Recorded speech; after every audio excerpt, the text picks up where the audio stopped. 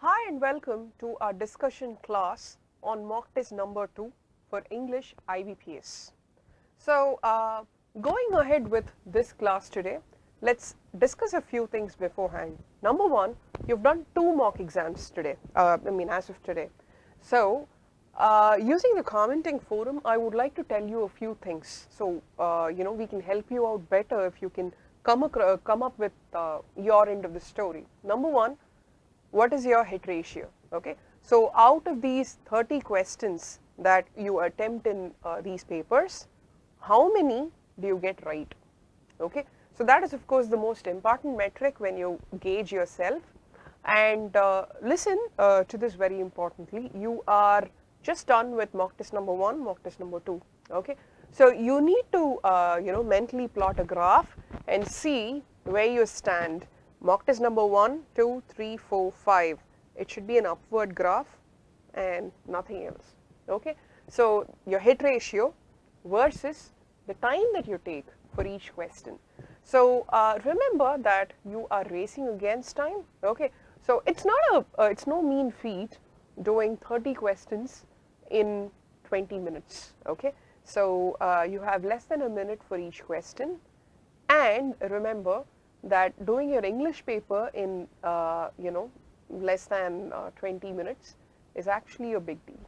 Okay, so your focus here is to optimize your hit ratio versus time taken. Okay, so using this data, you'll have to figure out what your strong zones are and of course what your weak zones are.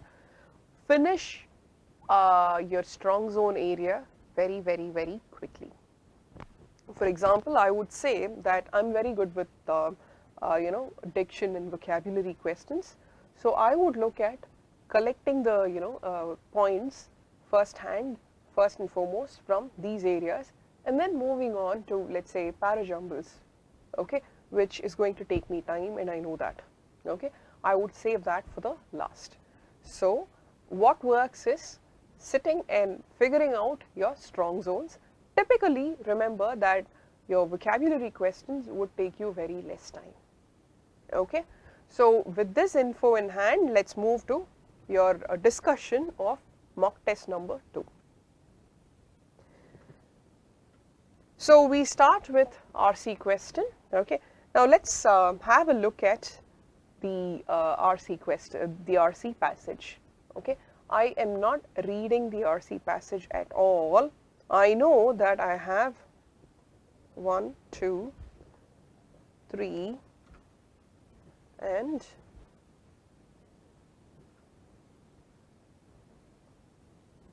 4 questions on vocabulary. Remember, I'm not reading the passage at all. I move to my vocabulary questions first. Now, remember that this needn't be the order in which the questions are given. Okay, so you have typically 10 questions out of one RC passage, and you needn't find question number 1 from vocabulary section. Okay, so please don't do it in an orderly fashion. You'll take a lot of time. Do not even attempt reading the passage. Of course, this is best practices. You might say, you know what, I can just read the passage in one go, finish the entire question set 1 to 10. I have absolutely no problem. Okay, so that is an entirely different direction. Just try this out and see if it optimizes your time versus hit ratio. Got it? Number 1, reconcile. Okay, for reconcile, I have facilitate, resolve, mandate, demand. Now remember that mandate and demand are almost the same, so I would look to eliminate both. Okay, because if one fits in as the answer option, the other would also fit in as the answer option, correct? So I wouldn't look at either. Then I go to facilitate versus resolve. Resolve and reconcile are the same. Okay, now to resolve an issue or reconcile an issue, okay, so look at this. The meaning of the word reconcile is to resolve and accept. Okay, so the second thing that you can do is go to this part, read this line alone. But his victory in the recent presidential elections mean that the protesters have to reconcile themselves to his rule for another time, meaning they just have to accept, resolve and accept. Okay, So this makes total sense. So B is your answer here. Okay. So, this is a pure vocabulary question. Then go to the next one, protege. Now you might get confused between prodigy and protege. Now a prodigy is someone who is a child genius. Okay, let's say you know someone who is 6 years old and can play Beethoven's symphony, okay, without any visible issue. So that child is a prodigy, a child genius. Protege means successor, follower. Okay, so for example, the protege of Rajaraja Chola was Rajendra Chola. So in this case, it is successor. Okay, so ward also means the same. Okay, my ward can be my son or daughter. It can also be my successor. Okay, so ward is a blanket term. Son need not be the answer. I mean, your ward can be your son, your protege can actually be your son, but not all the time. Okay, so while you might be very tempted to go for son, it's not. Ward is the right answer. So C is your answer here. Okay, look at this. The meaning of the word protege is a ward, a person who is guided and supported by an older and more experienced person or an influential person. So Atal Bihari Vajpayee had a ward in Narendra Modi. Okay, so you get the contextual meaning for the word protege, right? Protege and ward here. So the answer here is C, that's the synonym. We move on to the next vocabulary question, embargo. Okay, an embargo, this by the way is a strict vocabulary question. An embargo is a ban. Okay, so you cannot really guess the meaning from the word in itself, but if you don't know the meaning, go back, look at this. Whatever the case, the Venezuelan oil production has been falling steadily, and expert states that an embargo on its exports would not result in the desired impact. Okay, it means that a ban on exports from this country to the rest of the world would not really work. Okay, so ban. You need to know the meaning, of course. It's tough to puzzle it out. I am totally with you there. Okay, so embargo is nothing but ban. Look at this. An embargo is an official ban on trade or other commercial activity with a particular country. That is exactly what we are looking at here. Okay. And see, I should also say that an embargo is not something that you use in your everyday vocabulary. So it is quite tough, I'll give you that. Countenanced. Okay, before you look at the options, I want you to look at the place where you see this being used. Look at this. It is highly likely that demands for a repoll will be countenanced by the Maduro government. Now remember, the Maduro government is very hostile. Okay, that's what the passage states. Okay, it is unlikely that it will be countenanced, meaning tolerated, for example. Okay, so we are looking for the antonym of countenanced. Okay, now approved and tolerated are almost the same here in this context. Correct? Disturbed is the opposite of these two. Correct? So disturbed is your answer. Countenanced and disturbed are antonymous to each other. Okay. So now we've done our vocabulary questions at in one shot. Okay. Tell me, how long does it take? Of course, in a discussion class, it takes a lot of time to, finish your questions, and when you do it individually, that's not the case. Okay, you tend to do it much, faster. Your pace is visibly higher when you do it individually. So I want you to do something. Have an eye on a timer that is right next to you and see how long you take to finish your vocabulary section. Of course, the hit ratio also matters. So, doing it in one shot within 1 minute, all 4 questions of vocabulary, and then getting all 4 wrong or 3 out of 4 wrong, that's just not going to help you. You might as well leave that behind. Okay. So, remember that hit ratio and time management, they're both important. Time management you get with, these mock tests and figuring out where you are strong and where you're weak, while your success ratio, your hit ratio, that comes with a very strong basis. Okay. So, building that basis is entirely in your hands. You need to understand, the usage of words when it comes to vocabulary, and of course, a lot of grammar goes in when you look at grammar questions, correct? Anyway. So, now we move on to the other questions of RC which we did not do in the previous class. Okay. Now, I told you that in the priority order, this is not top priority. Okay, these 6 questions. Why?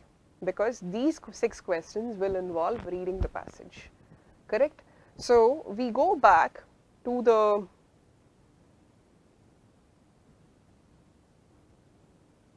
passage and let's read it my way. Okay. Now, remember a few things when you read your passage. Your introduction is very important, and then your conclusion is also very important, which is here. Okay. So,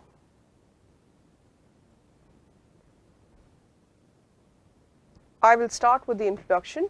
Protests against President blah blah have fallen flat in Venezuela in the recent past. Protesters wanted Maduro to step down as they hold him responsible for some crises, but his victory means that they have to reconcile with him. Okay, and then while he might have seen embattled, he has won the elections again with a great percentage. The voter turnout was less than 50%.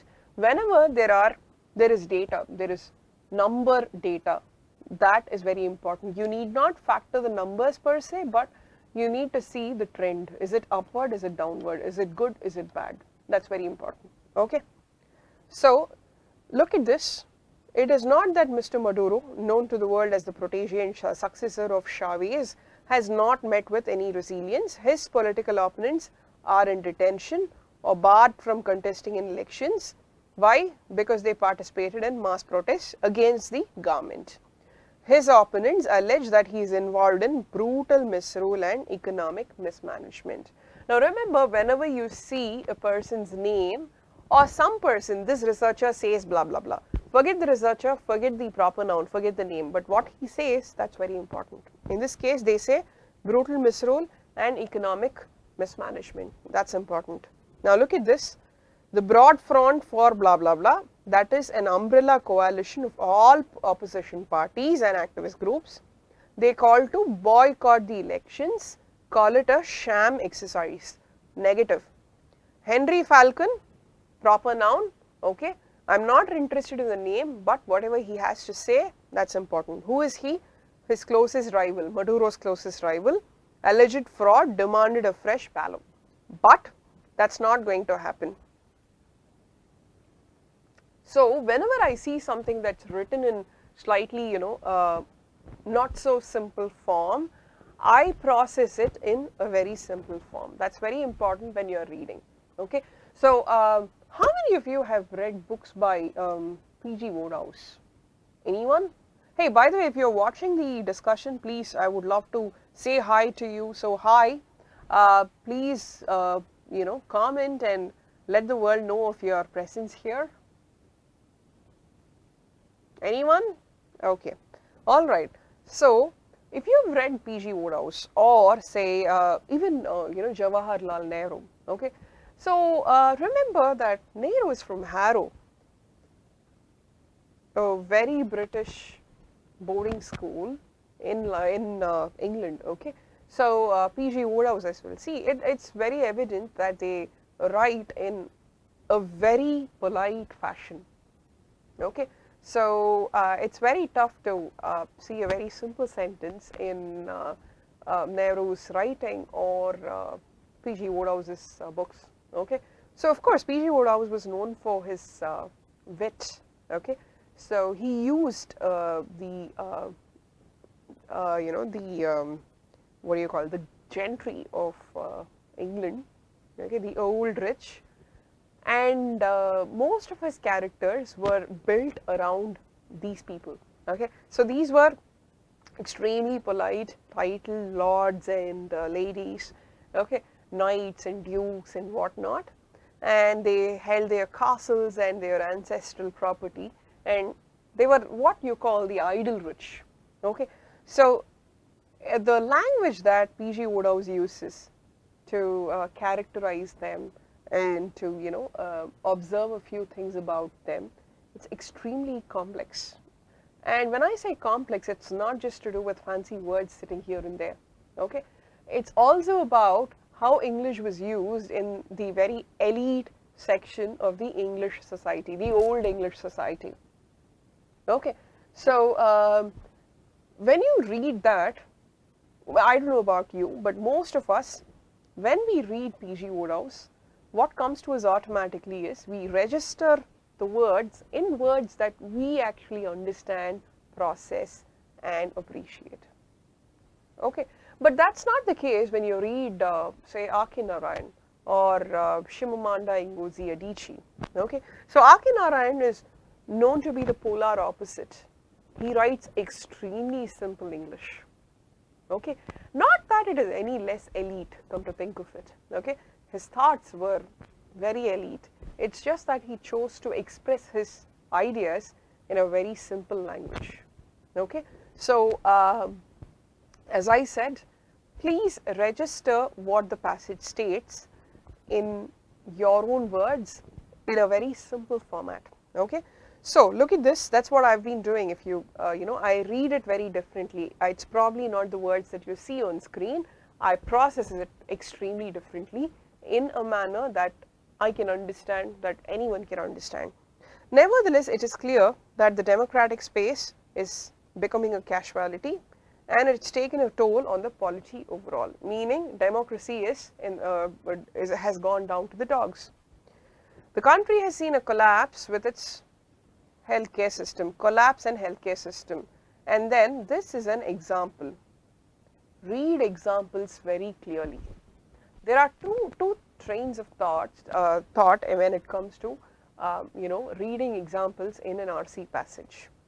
One, you've already studied the concept, so the example is not very important unless there is a question on that, meaning you can always come back from that question to the example. But I beg to differ here. If you don't understand what is stated as concepts and facts, the example would actually capture the essence of whatever that is stated as facts and present it to you in a manner that you would understand immediately, okay.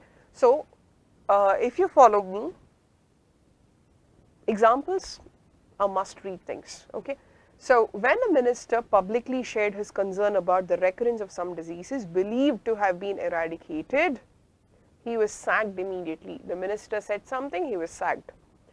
The collapse of Venezuela's medical system is particularly shocking because healthcare enjoyed major emphasis in some previous role, okay. Inflation has skyrocketed. There is a number here. I know that 13,000% is huge. And it's associated with inflation going up. So the entire import of that sentence is negative, okay. So when your inflation goes up, it's not good news, it's bad news, correct? And the economy is predicted to nosedive further. Nosedive meaning go down. It is quite hard to believe that Venezuela, which holds the largest proven oil resources, was considered the richest country in South America until recently. Not surprisingly, Venezuelans have been leaving the country to get away from its economic disadvantages, obviously, and there are other reasons. Okay, so the UN estimates each day 4,000 Venezuelans are going out of the country. Where are they going? They are going to Colombia. One can hear talks of a excuse me, sorry about that. There is a planned international response to the crisis after the re-election.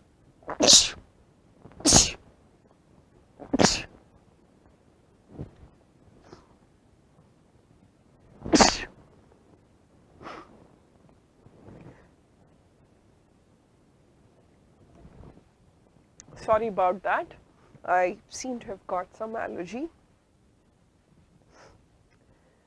especially in the form of sanctions and the European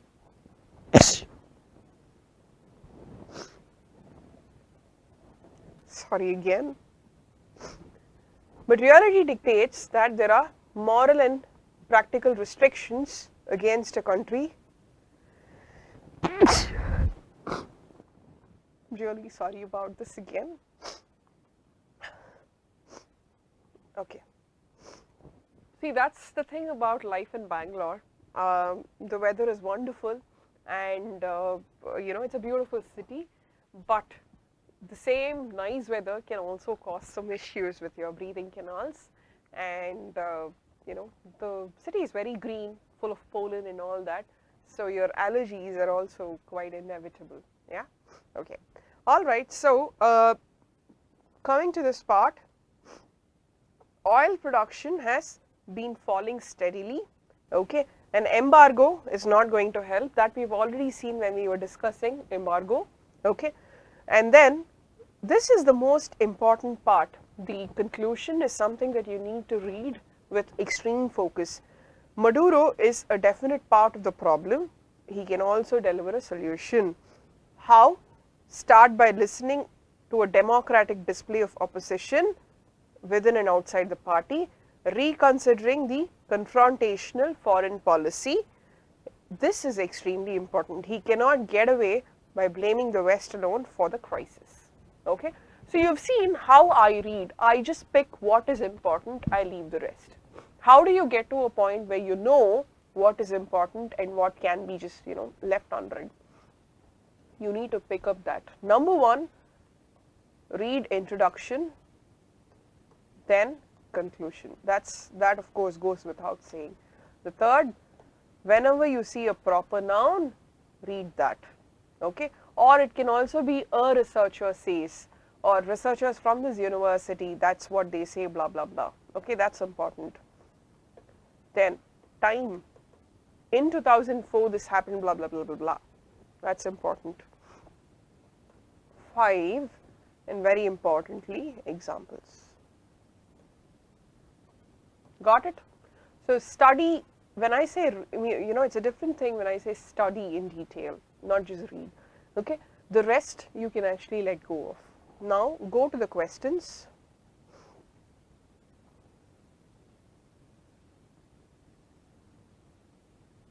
Why did protesters hold demonstrations? Okay, now you know that he was known for brutal misrule and economic mismanagement. I'm just quoting from the passage. Okay, so look at this. That's why people held you know, protest against him. Venezuela has not achieved a good voter turnout. No, that's not why people took to protest. Remember, when you look at the timeline, the protest happened first, the re-election happened later. Now, voter turnout has to do with re-election. Protest happened earlier. So, what happened with the re-election cannot cause something in the protest, correct? So, I eliminate this logical loophole. Then, the government has relaxed rules for certain minorities. There is no talk of minorities. I eliminate this, out of scope. The Maduro government was alleged of brutal misrule, improper management of economic affairs. Yes, this is the answer. This is exactly what he says. Then protesters were denied their pensions. No talk about pensions. This again is out of scope. So I go with C, which is the answer. Got it? Any problem here? Which of these statements is false according to the passage? 1. Maduro's political rival, Henry Falcon. Yes, that is stated. His closest rival is Henry Falcon. Now, it is a rich South American nation. That is also true. It says Venezuela had the world's largest proven oil resources, and it is a shame that this country has fallen into such a crisis situation. Imposing a ban on Venezuela's exports can give great results. The passage clearly states that an embargo will not give the desired result. So, only 3 is false, and that's what I'm looking at. Okay. So, this should actually be true. Okay, 1 and 2 are right.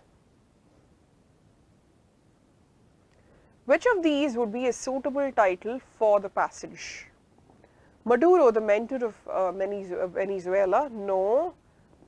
Mentor is definitely used in a positive connotation. So, I can probably say when it comes to feminist literature, Adichie is my mentor. Okay, I would like to write like she does. I look up to her and she shaped me for what I am. Okay, so mentor is something that is extremely positive. Maduro is not stated in a positive fashion at all. The collapse of Venezuela's healthcare.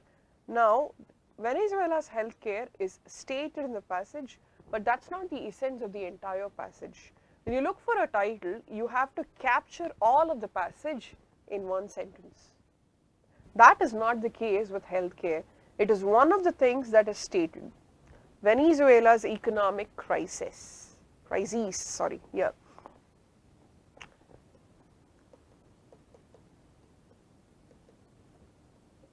Singular. Crisis is singular. Crises is plural. Got it? Impact of inflation in Venezuela. Okay. Then inflation again is something that is discussed very briefly. Venezuela post re-elections. You see that the elections happened very recently, and that's the strong timeline that divides, it kind of acts like the before and after partition. Okay, so that is the answer. You see that the re-election is an extremely important timeline. They discuss protest before the timeline, and they discuss that, what, protesters will have to just live with it. He has won his re-election, and that's about it. Okay. Then look at this. What is the author's prediction about the Venezuelan economy? Now, this is very important. When you talk about prediction, it is something that is going to happen in the future. Okay, so you can't take something that is already stated, or stated as it's happened already. That's not the case. Okay, it is expected to decline because of high inflation. The economy will decline, go down. Yes. It is expected to expand. No. The economy is not going on a positive direction. The economy will stabilize. No. This again is positive. I am looking for something negative, because the passage states that the economy is expected to further nosedive. All of the above, none of the above. Now, only this makes sense. So, the answer is indeed A. Look at this. The passage states that inflation has hit 13,000%. The economy is set to contract further. Now look at this. We come to, okay, now that we've completed our RC passage, we now look at parajumbles. Okay, look at this. We've always heard that domestic dogs evolved from wolves, but recent studies have challenged established ideas about when this shift happened. The when part is important. Okay, next. Now 3D imaging technology suggests that dogs evolved about 15,000 years ago when human beings shifted from hunter-gatherer lifestyles to farming settlements. Now, whenever there is a timeline discussed, it's important, which is why I've marked that. On the contrary, so this is a connector. Whatever is stated here, okay, it is in contrast with something that happens in the previous sentence. So I know for a fact that C should follow something, okay, that something is in contrast to what is stated here. Earlier studies had proposed that dogs had evolved much earlier, around 30,000 years ago, okay, much earlier. So I'm looking for something that states dogs evolved at a certain point of time, okay. This might seem insignificant to many of us, but it is actually important for scientists to determine the time when man domesticated dogs. Learning about the humans who domesticated wolves can help researchers understand how interaction between man and wolf led to the species of domesticated dogs as we know them today. Okay, so before we look at the order, look at the options. Okay, for example, C cannot start a sentence. I know that for a fact because it starts with on the contrary. Okay, so I eliminate option C that starts with C. Gone. Okay, now look at this. Can A, B, D, can they start sentences? Now look at this. We have always heard that domestic dogs evolved from wolves, but recent studies have established, okay, there is absolutely no pronoun that is unintroduced. So A is a very strong contender to be your introductory sentence, and the cue here is there are no undefined pronouns. Got it? Okay. So A is a strong contender. Look at this. Now 3D technology, whatever, says dogs evolved about 15,000 years ago. Okay, that is the current status. C says something that is against B. So you know that B and C occur together. B and then C. Look at the options that have B, C together. And that is going to be this. So it has to be A, B, C, D. I am not even interested in looking any further. Got it? This is how you save time in your parajumble questions. Now look at this. Conversely, I know for a fact that A cannot start a sentence. So what I do first is I eliminate the option that starts the sentence with A. Conversely, some seasons may be very short. It is said that the year of the false spring was named thus because an entire spring season lasted only 2 months that year. Through the centuries, the seasons of this world, okay, so you're talking about a world that's already been defined, so B cannot be your sentence starter. So I'm left with only D and E, okay. Would have been known to last up to a decade, blah blah blah, but these instances are few and far between. Look at this. An important feature of the world the book's narrative is set in is that it witnesses long seasons of varying lengths, generally lasting at least a couple of years each. This seems to be a very good,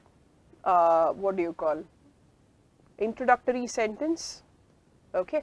Now all I need to do is check if C, D, E, A makes sense, or I go for none of the above. Got it? So I read it in that fashion. Look at this, C, and then I go to B. through the centuries, blah blah blah, seasons last this long. Makes sense? Okay. And in this world, the world is this particular thing, the world in which the book's narrative is set. Okay. So CB is a very possible link. Then I go to E, read that. The length of each season is erratic, it varies randomly. There is some generic correlation that a long winter follows a long summer, but this is more of a trend than a rule.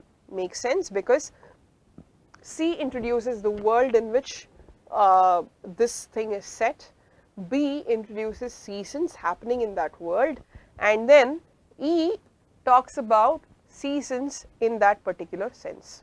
Okay. Then A, conversely, some seasons may be very short. Okay. So this is in contrary to what is discussed already. Okay, meaning seasons are very long, long winters and long summers. So that again makes total sense. Got it? So this is correct. I am not looking at anything else. The answer is indeed D. And look at the odd man out. A good part of Africa is in the northern hemisphere, while some parts are in the southern hemisphere. Now there is no talk about Africa at all. That is indeed your odd man out. Okay.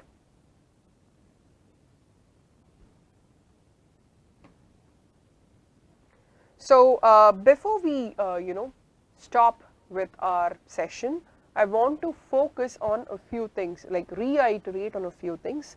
Number one, stick to an order. Okay. RC, start with your vocabulary questions. That works all the time. Okay. So this takes very less time. So you can indeed start from there and see how you can save a lot of time in these places. And then next would be your error spotting exercise.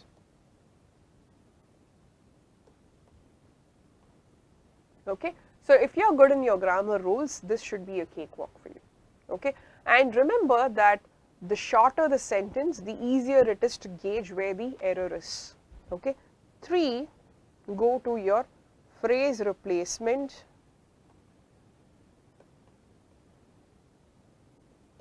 or sentence completion. Okay. And then when you have, so these 3 are primary.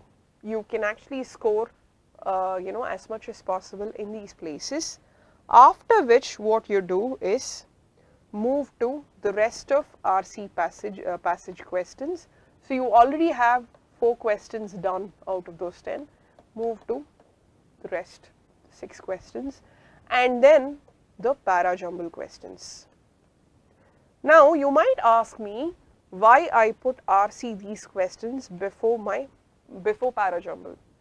It's because you would have already read, say, 4 or 5 sentences in the RC passage because you've looked at the vocabulary questions from there. So you have a minimal idea about what the passage is about. Okay. So this is a very good strategy to go on with your English section of IBPS. Okay. So with this we close this session. Okay. And I hope you've done well in your mock test questions. We will be seeing another paper very soon. Please, if you have any doubts, you can always get in touch with us and tell us, hey, you know what, these are the problems that we have. Okay. All right. See you then. Have a great week ahead. Bye.